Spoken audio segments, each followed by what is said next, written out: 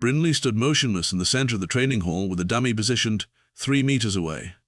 The overhead LED panels cast harsh white light, with blue undertones across the polished metallic floor. Her dark auburn braid hung perfectly straight down her spine, and the training clip reflected the light. She wore the matte black combat suit with silver reinforced padding visible at her shoulders and forearms. Her emerald eyes were focused and cold. The 4 aliens stood along the observation line, watching in complete silence. Saloon's pale, translucent blue skin caught the light, and the bioluminescent vascular lines tracing his collarbone and wrists glowed a faint, serene blue. His large, almond-shaped black eyes never blinked. Tren stood with his short, powerful frame anchoring him to the floor, and his sensory whiskers twitched occasionally as he processed the air currents. His ash-tan fibrous skin absorbed the light without reflection. Vexine's pale lilac form was impossibly elegant, as she stood with perfect posture, and her nested double irises locked onto Brynlee's every movement. Beside her, coarse beige skin scattered with golden photophores remained dim in the bright training hall light, though his forward-facing dark eyes tracked every microsecond of motion. Brynlee moved without warning. Her left hand shot forward in a perfect arc, designed to grab the dummy's wrist. Her body rotated from her core. Her right hand came up under the dummy's elbow in a simultaneous upward push. The movement was economical and powerful and flawless. The dummy's grip loosened immediately, and the training weapon fell from its synthetic fingers. The dummy's arm rotated outward, and the entire construct staggered backward 3 steps before stabilizing. She turned to face the aliens and crossed her arms. "That," Brynlee said, "is the perfect disarming technique. No weakness, no counter. Absolute." Her jaw was set, and her tone left no room for discussion. Saloon's bioluminescent lines shifted from blue to a slightly brighter cyan. He stepped forward with his characteristic fluid grace, and his corded muscles moved beneath his translucent skin. "Instructor Brynlee, with respect, the premise that any technique lacks counter seems inconsistent with fundamental combat philosophy," he said carefully. "In Oshunai martial practice, we teach that movement is momentum, and momentum can always be redirected." "Exactly," Brynlee said, cutting him off. "Which is why I'm about to teach you 3 ways to counter this exact technique, and show you why none of them work if you don't understand the underlying principle." She gestured to the training dummy. "This is where real instruction happens. Any student can learn a move. A true master learns why the move fails." Tren's sensory whiskers began vibrating rapidly, and his vertical pupils dilated with excitement. His compact muscular frame shifted forward eagerly. "Instructor, I volunteered to learn the first counter," he said with the formality of his Threxel culture. His ash-tan fibrous skin seemed to tighten across his dense bones. "My people understand that leverage and density create tactical advantages in confrontation." "Perfect," Brynlee said. "You'll be ideal for demonstrating counter number 1, the leverage counter." She pointed to the center of the training circle. "Move to the sparring position." Tren walked to the center with deliberate steps. His short, powerful legs covered the distance efficiently. Up close, his sheer density was apparent. He was only 5'4", but his presence seemed to fill more space than his dimensions suggested. His 4 thick fingers curled at his sides, ready for the demonstration. "The technique I just showed you relies on my ability to rotate my core and use my height to create the necessary angles," Brynlee explained as she took position across from Tren. "My leverage comes from my proportions, longer limbs and higher center of gravity. Now watch what happens when you reverse the equation." She moved through the disarming technique again. Her left hand shot forward toward Tren's wrist. The moment her hand made contact, Tren's entire philosophy became apparent. His dense Threxel body did not move the way the dummy had moved. His arm stayed rooted, and his compact low center of gravity meant her core rotation pulled against an immovable anchor point. Brynlee felt the physics change halfway through the motion. She tried to complete the technique anyway. Her right hand drove upward toward his elbow, but Tren twisted his torso using his barrel chest as a pivot. His left arm came up and met her ascending hand, not defensively but actively. His 4 thick fingers locked around her wrist with surprising dexterity despite their blunt appearance. Her leverage dissolved. Her own momentum became the problem. Brynlee twisted hard to break the grip, and the moment she pulled, her weight shifted. Her feet came off the polished floor by 3 centimeters. She landed hard on her left shoulder and rolled through the fall with practiced efficiency, but she landed on the ground, in front of 4 alien students who had come to watch her teach. Her jaw tightened visibly. She rolled back to her feet in one smooth motion and pointed at Tren with visible intensity in her emerald eyes. "That's the counter," she said, breathing heavily. "A shorter opponent with lower center of gravity can't be rotated using the standard technique. The leverage works backward. The technique becomes a vulnerability instead of a strength." She turned to address all 4 aliens. "This is why understanding the limitation matters more than executing the move." Soluan's bioluminescent lines shifted to a silver blue, indicating elevated attention or concern. He tilted his refined head slightly. "But Instructor, when you attempted the counter on Tren, the outcome was that you were displaced rather than him. Did the counter succeed or did the counter fail?" he asked with genuine intellectual curiosity. "It succeeded," Brynlee said, but her tone had lost some of its absolute certainty. "The point is that the original technique failed. Counter 1 is proven." She gestured to the equipment rack along the wall. "Second counter requires understanding electroreceptive biology. Vexen, you're next." Vexen moved with liquid grace toward the center of the training circle. Her tall, narrow frame unfolded like something orchestrated by mathematics. Her pale lilac skin had a faint luminescence in the bright light. Her large gray eyes, with their distinctive nested double irises, seemed to see through Brynlee rather than at her. The fine purple-gray fur on her forearms stood slightly at attention as she took her position. "Vexen's people are kinetic artists," Brynlee explained to the gathered group. "They can sense charge distribution and electrical patterns in living bodies. They train blindfolded. That sensory advantage means they're essentially reading your intentions before you move them. Watch." Brynlee took her position. She moved through the disarming technique for the 3rd time, but this time she narrated each step as it happened. Her left hand extended toward Vexen's wrist. Before the contact registered, Vexen's entire body shifted. Her double irises had dilated to their maximum extent, creating an almost hypnotic appearance. Her right arm swept up in a curve that intercepted Brynlee's extended hand at the exact point of contact. The Valeri woman's thin fingers wrapped around Brynlee's wrist with surprising strength. Then Vexen moved, and the electricity happened. The conductive threads woven through Vexen's gray bodysuit activated instinctively as her electroreceptive sense triggered her defensive response. A spark jumped from Vexen's skin to the metal clasp on Brynlee's suit shoulder. The spark was small but audible. Brynlee felt the electrical charge tingle across her collarbone, and she jerked backward reflexively. Vexen released her immediately, and her fine forearm fur bristled outward as her nervous system calmed. Above them, one of the overhead LED panels flickered twice and went dark. "Counter 2 demonstrated," Brynlee said, and her voice was slightly higher than before. She rubbed her shoulder where the electrical charge had connected. "The electroreceptive sense allows prediction of movement intention. Vexen anticipated my technique before my body completed the initial extension. The counter is valid."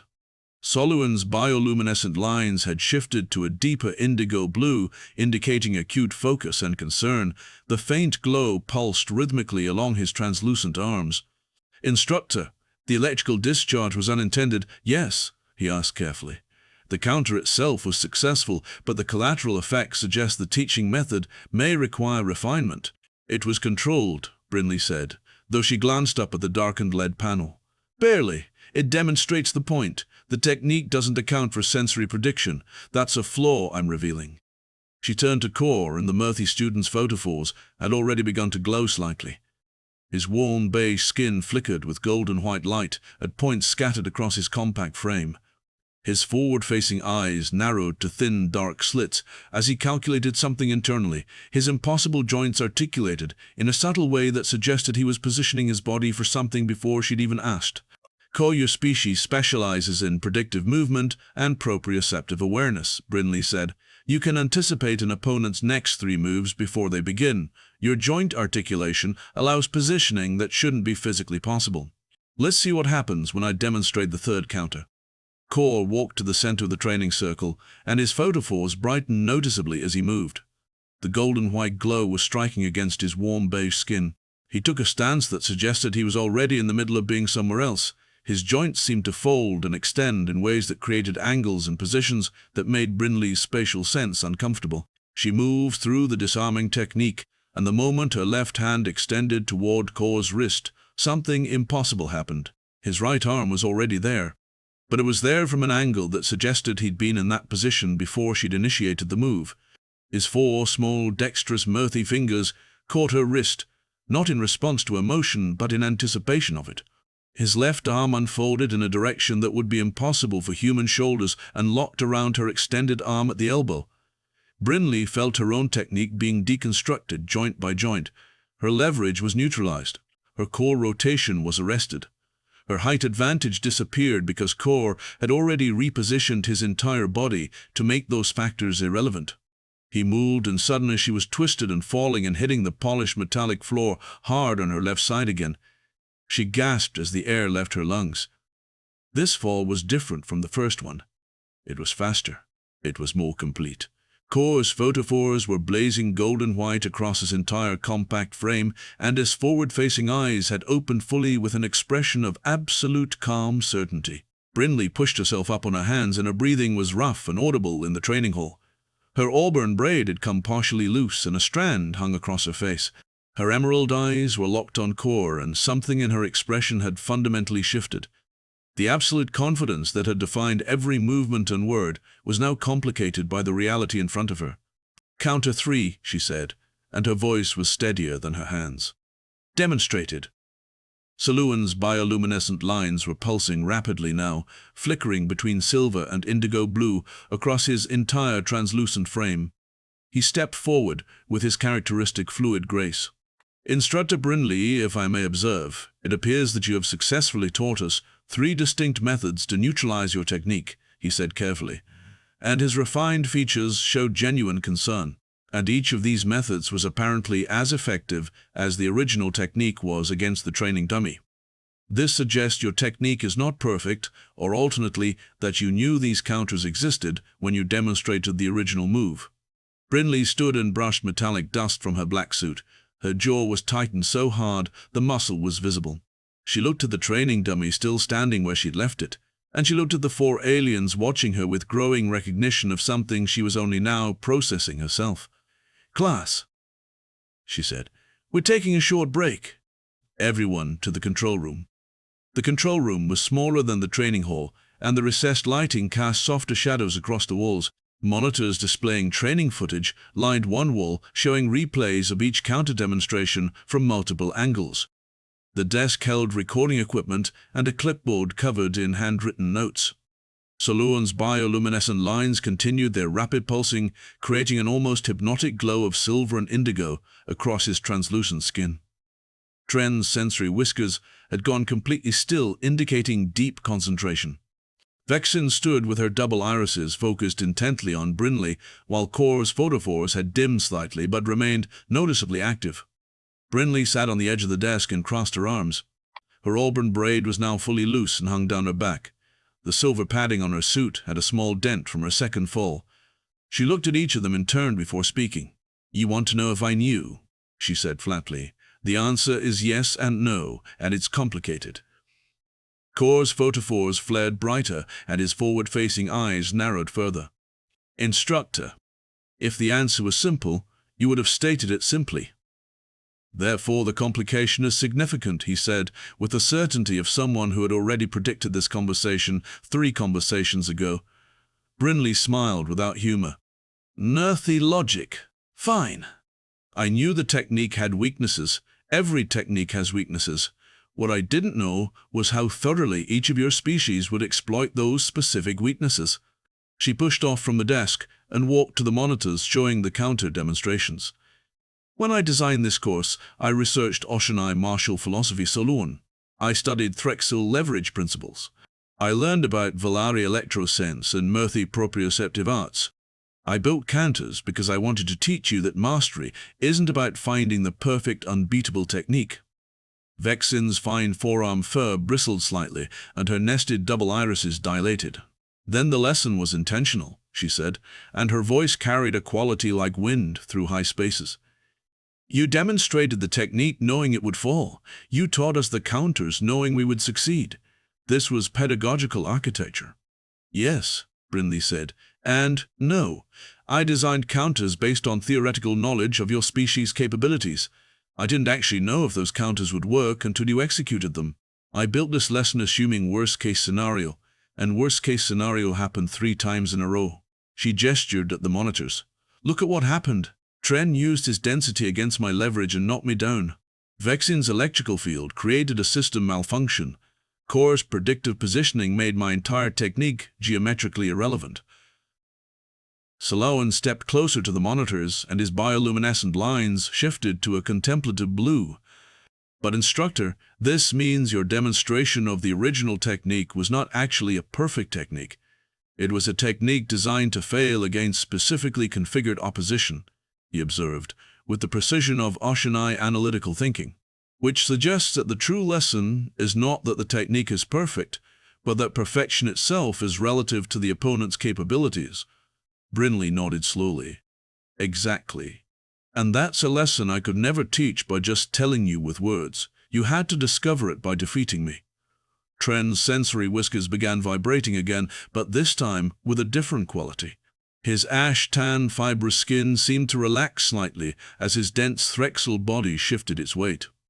Instructor, in my culture we say that true honor comes from recognizing an opponent's strength, not from never falling, he said with formal respect. You demonstrated honor by allowing us to discover our own strength through your apparent weakness. That's a generous interpretation, Brynlee said, but I'll take it. Core walked to the monitors, and his small, dexterous fingers pointed at the recording of his counter-demonstration. His photophores were glowing steadily now, in a rhythm that suggested contentment or intellectual satisfaction. Instructor, the most interesting aspect of this entire sequence is that you did not know which students would employ which counter most effectively, he said with absolute certainty. You predicted that we would counter you, but you did not predict the specific application or the degree of success. This means you were genuinely learning simultaneously with us. Brynlee looked at Core, and something in her expression softened slightly. Her emerald eyes lost some of their intensity. You got me. I designed the framework, and you built the details. Each of you brought your species' unique perspective to the counter, and that made them better than I imagined they would be. The electrical discharge from Vexin's suit wasn't something I anticipated. Your joint articulation was more extreme than my theoretical models predicted.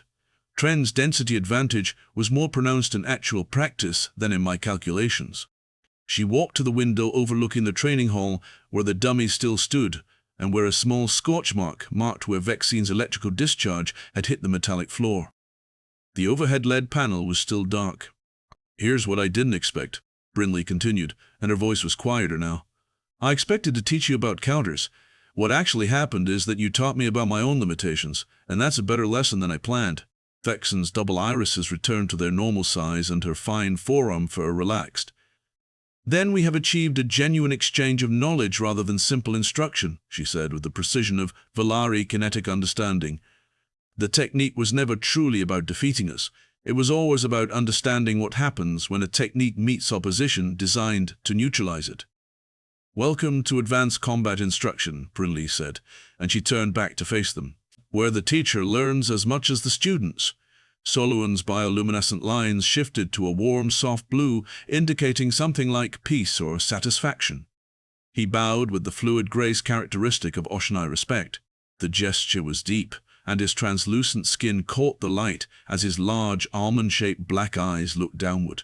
Instructor, you have demonstrated mastery, not through unbeatable technique, but through the wisdom to know when to be defeated, he said formally.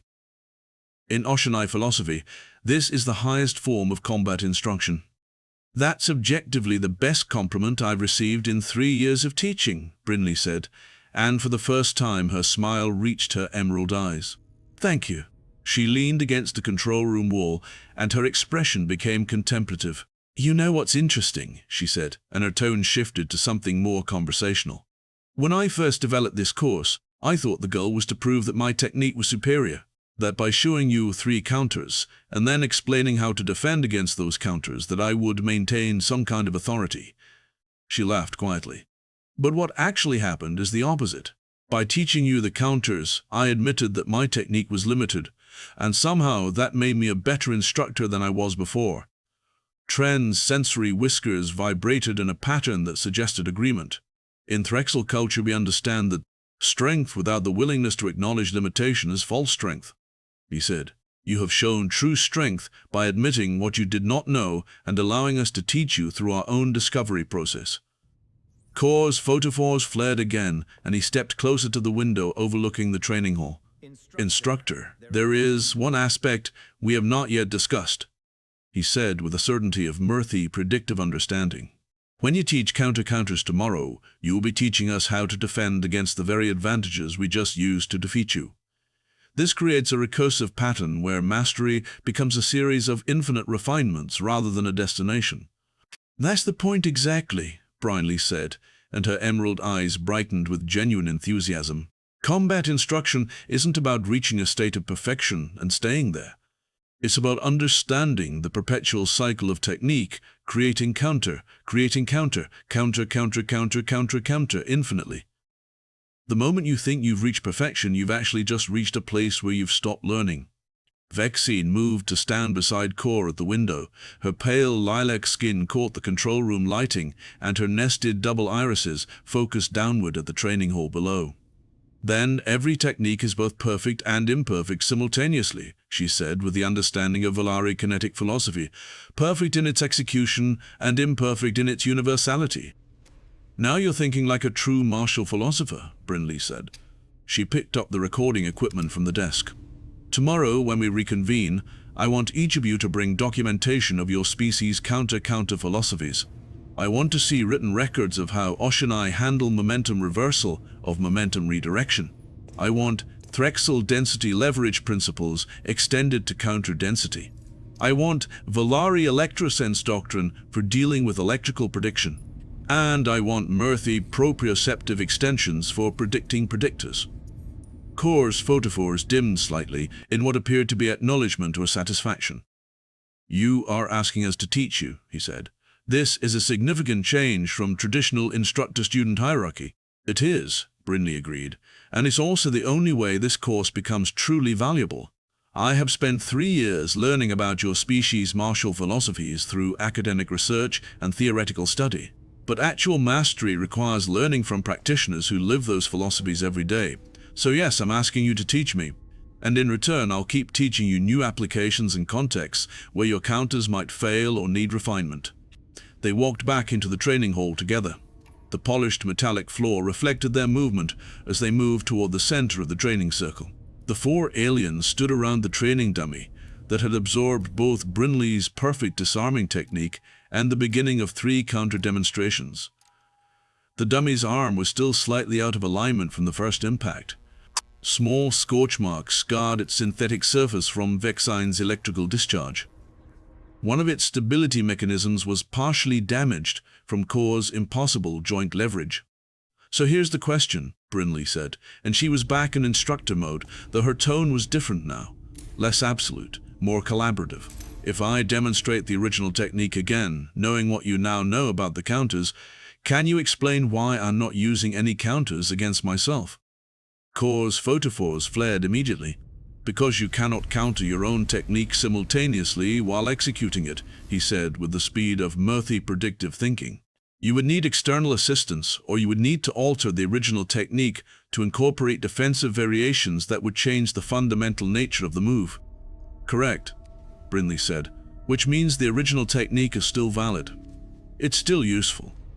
It's just not perfect in the way that means unbeatable. It's perfect in the way that it does exactly what it was designed to do, given specific parameters and opponents. She looked at each of them. This is the difference between theoretical perfection and practical perfection. Vexine's double irises focused sharply. Then we have not disproven your technique, we have contextualized it, she said with the certainty of Volari understanding. The technique remains perfect within its original context. We have merely demonstrated contexts where it becomes suboptimal. Now you're thinking like advanced students, Brynlee said, and she gestured to the training dummy. Which is why we're about to run a new sequence. You each demonstrated one counter. Now I want you to demonstrate the counter to your own counter. Show me how you would defend against the defense you just mounted against my technique. Tren's sensory whiskers shot straight up in excitement. Vexine's forearm fur bristled actively. Kor's photophores flared so brightly they cast shadows on the training hall floor. Solune's bioluminescent lines shifted to a brilliant cyan, indicating elevated engagement and enthusiasm. "You mean we continue?" Solune asked, and his question carried genuine curiosity. "This is not the end of the lesson." "This is not the end," Brynlee confirmed. "This is the actual beginning. Everything you've done so far is the introduction to what real combat instruction looks like. You countered my technique, which is level 1. Now we go to level 2, where you defend your counter. Then we go to level 3, where we add variables. Then we go to level 4, where we add environmental constraints. This is how martial mastery actually develops. Not through finding the perfect move, through understanding that every move creates new possibilities and new vulnerabilities in both directions." She walked to the edge of the training circle and picked up her recording clipboard from where it had fallen during her second impact. The clipboard had a small dent, but it was functional. She began making notes as she talked. "Your species brought unique advantages to this exercise. Threxel leverage and density, Valari electrosense and kinetic artistry, Murthy proprioception and predictive positioning, Oceanai momentum redirection and precision control.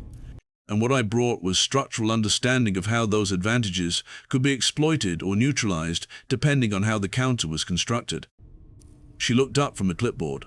"Together we just created a more complete understanding of disarming technique than any of us could have achieved alone." The 4 aliens exchanged glances. Solune's bioluminescent lines pulsed in a pattern that suggested communication or recognition. Tren's sensory whiskers vibrated in what appeared to be agreement. Vexine's nested double irises seemed to glow slightly with understanding. Kor's photophores settled into a steady rhythm of warm golden white light. "Instructor," Kor said with absolute certainty, "we understand now." "You did not demonstrate a perfect disarming technique designed to be unbeatable. You demonstrated a technique and then showed us 3 ways that technique becomes vulnerable. And in showing us the vulnerabilities, you revealed that the technique gains its true value not from being unbeatable, but from being a foundation upon which infinite variations and counter-counters can be built. This is not weakness. This is architecture." Brynlee set down the clipboard and her emerald eyes reflected the training hall lights. Her jawline, which had been tight with tension throughout the demonstrations, was now relaxed. The scar along her left jaw was visible in profile as she smiled. The auburn braid that had come loose during her falls now hung freely down her back. "That's exactly right," she said. "That's the entire philosophy of advanced combat instruction. There is no perfect technique. There is only deeper understanding of how each technique creates its own counter, and how mastery comes from understanding that cycle completely." She gestured toward the exit. "We're done for today. But tomorrow we reconvene and we work on counter-counters. Each of you will need to develop a response to the counter you just executed. Then we'll add Tren to Vexine's counter and see what happens. Then we'll add combinations. Then we'll add pressure and fatigue and environmental variables." As the 4 aliens walked toward the exit, Solune paused and turned back. His bioluminescent lines were glowing a peaceful blue. "Instructor, this was exceptionally effective teaching. The lesson was not in the perfection of the technique. It was in the humility required to teach your own technique's weaknesses." He bowed again with fluid grace. "Thank you for this wisdom." Brynlee watched them leave through the training hall entrance.